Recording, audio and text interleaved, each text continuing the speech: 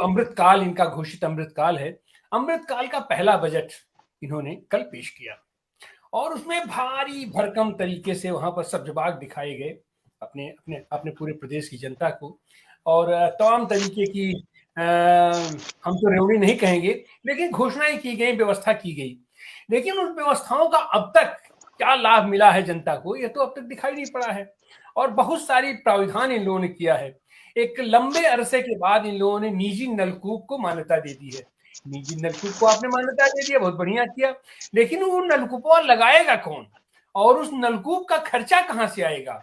उसके लिए जो बिजली आ रही है, या खेत में हमारा किसान जब हल जोतने के लिए जाता है ट्रैक्टर लेकर के, तो उस पर जो लागत आ रही है, और वह जो जिस तरीके से पैदा करता है खेतों में, रात रात भर पूस में, माघ की रात में अपनी रखवाली करता है, और 1 घंटे की छुट्टी मिलती है और उसका पूरा खेत सफा चट हो जाता है। और अगर वो कुछ पैदा करके लाता भी है अपने घर में, तो उसका अनाज बिकता कहाँ है, कौन लेता है उसका अनाज, कैसे जाता है उसका अनाज, इन सारी चीजों की कहीं कोई व्यवस्था नहीं पड़ रही है इनके बजट में। हाँ, इनके बजट में है व्यवस्था, लंबे लंबे छद्म आगे। ये आम आदमी सड़क पर कैसे चलेगा, अपने गांव से वह निकल करके कस्बे तक कैसे जुड़ेगा, उस पर कितना खर्च होगा, इसकी व्यवस्था नहीं है। व्यवस्था क्या है? तो साहब ये एयरपोर्ट बनाएंगे, एयरपोर्ट ही नहीं बनाएंगे, निजी एयरपोर्ट भी बनाएंगे। और जो सो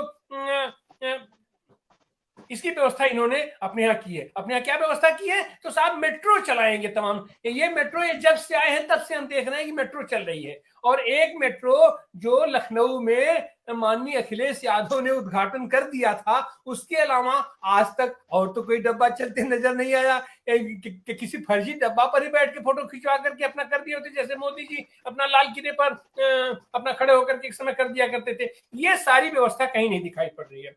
ये क्या बनवाएंगे साहब? तो महाकुंभ को अंतरराष्ट्रीय स्तर की सुविधाएं देंगे। ये क्या सुविधा है? अंतरराष्ट्रीय और राष्ट्रीय स्तर की सुविधाएं क्या है? महाकुंभ में तो ऐसे ही लोग जुड़ते हैं और ऐसे ही लोग जुड़ते रहे, पूरी की पूरी परंपरा है। हाँ, उसका बजट बना करके आप अपने भोजन की व्यवस्था कर रहे हैं, ये तो उसमें स्पष्ट रूप से इनके इस बजट में दिखाई पड़ रहा है। और इसमें इन्होंने सब बात दिखाया है कि किसान पेंशन योजना हम लागू करेंगे। वो किसान पेंशन योजना अब तक तो नहीं, माने किसानों का जो बकाया मूल्य है गन्ने का, उसके भुगतान की तो आप व्यवस्था नहीं कर रहे हो। किसान जो अपने किसी तरीके से खून पसीना करके फसल पैदा करता है, उस फसल की कीमत की तो आप कोई व्यवस्था नहीं कर रहे हो। किसान पेंशन योजना करेंगे, किसान सम्मान निधि इसके पहले दिया करते थे, और जब चुनाव आता है तो किसान सम्मान निधि के नाम पर 1 किस्त, 2 किस्त, 3 किस्त एक मुश्त दे देते हैं। और उसके बाद क्या स्थिति रही है कि फिर उसके बाद उनकी जांच करते हैं कि इसमें कौन किसान पात्र था, कौन नहीं था। आपको अगर पात्रता की जांच करनी है तो किसान निधि देने से पहले जब उसका रजिस्ट्रेशन होता है, उस समय आपको उसकी जांच करनी चाहिए। जिस किसान को, जिस गरीब किसान को आपने 2003 महीने में और जो साल भर में आप उसको 6,000 रुपए दिए हैं, वो तो बेचारा खर्च कर दिया। अब अगर आप उसको वसूली करेंगे तो अगर नहीं दे पाएगा तो आपका बुलडोजर उसके पास पहुंचेगा। तो ये पूरी की पूरी व्यवस्था। और उसके बाद एक चीज और है, इन्होंने इनका सब जवाब क्या है कि साहब देश के जीडीपी में हम प्रदेश की 8% ग्रोथ को शामिल करके पूरे देश की हम जीडीपी बढ़ा देंगे। तो ये कहीं न कहीं से दिखाई पड़ रहा है, ये मोदी का विकल्प बनने के लिए अपने जोगी बाबा सामने आ गए हैं। मोदी का विकल्प, तो मोदी जितना झूठ बोलता है, जितने सपने दिखाता है, उससे बड़ा सपना अगर कोई दिखाने वाला होगा तो वही उनका विकल्प बन सकता है।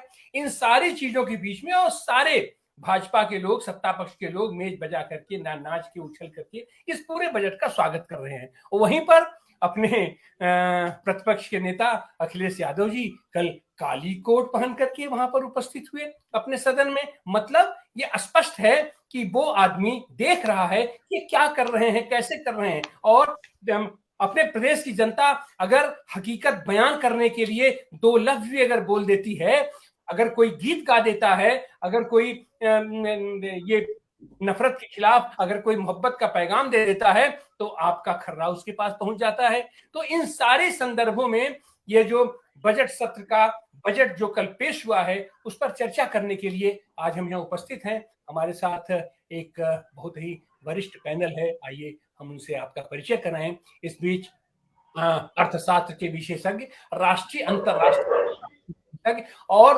उत्तर प्रदेश पर भी गंभीर नजर रखने वाले, और क्योंकि देश और दुनिया की राजनीति की धारा अपने उत्तर प्रदेश से जाती है। उत्तर प्रदेश में अगर देश का प्रधानमंत्री भी बनना है तो उत्तर प्रदेश के ही किसी कोने में आपको शरण लेनी पड़ेगी।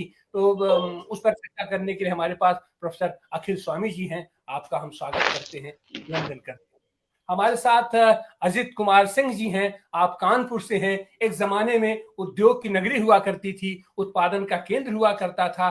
देश के और प्रदेश के वो विकास में उसका एक महत्वपूर्ण भूमिका हुआ करती थी। और आज अपने हाल की आंसू बहा रहा है। तो उस नगरी से अजित कुमार सिंह जी हैं। आप पेशे से मजदूर नेता हैं। आपका भी स्वागत है, अभिनंदन है। और पूरी देश दुनिया और अपने प्रदेश पर गहरी नजर रखने वाले और लखनऊ के ठीक सटे हुए बाराबंकी से लोक संघर्ष पत्रिका का संपादन करने वाले रणधीर सिंह सुमन जी भी हमारे साथ हैं। हम आपका भी स्वागत और अभिनंदन करते हैं। और हम शुरुआत में ही हम चलेंगे कि जिस तरीके का प्राविधान और सब्ज बाग का यह बजट दिखाया गया है और अमृत काल का इनके जो अमृत कलश की जो पहली बूंद छलकी है, इसमें आप कितना अमृत देखते हैं, कितना विष देखते हैं देश और प्रदेश की जनता के लिए। अखिल स्वामी जी अपनी टिप्पणी के साथ।